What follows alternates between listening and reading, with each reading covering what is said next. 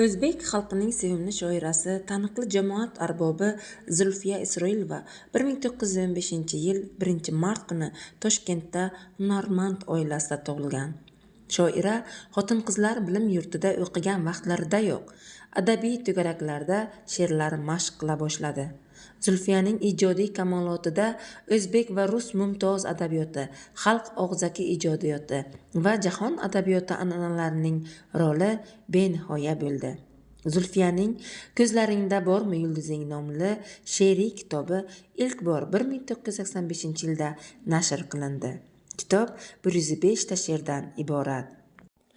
Buncha ham beg'ubor, buncha ham tiniq.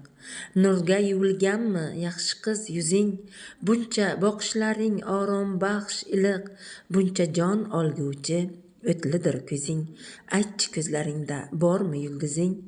Sening ko'zlaringga oshiq bir yigit doim o'tkazarmish tunlarni bedor, lekin ayta olmasmish senga betma-bet, faqat qalbi sekin chekar emish zor. Aytchi ko'zlaringda bormi yulduzing?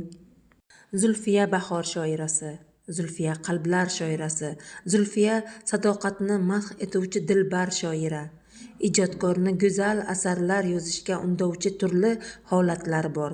Zulfiya esa yurakdagi ayriliq azobini misralarga tizar ekan, beixtiyor yozganlarida o'zining vafo va yorga sadoqatlik tuyg'ularini ham ifoda etadi. Ayolni ulug'lagan, ayolni sharaflagan, jufti xotirasini abadiylashtirishni o'z burchi deb bilar ekan, Zulfiya bu mas'uliyatni bajarishning uddasidan chiqdi. Zulfiya ijodiga mushtoqlar, Zulfiya ijodini sog'inganlar uchun ushbu kitobni o'qishingizni tavsiya etamiz.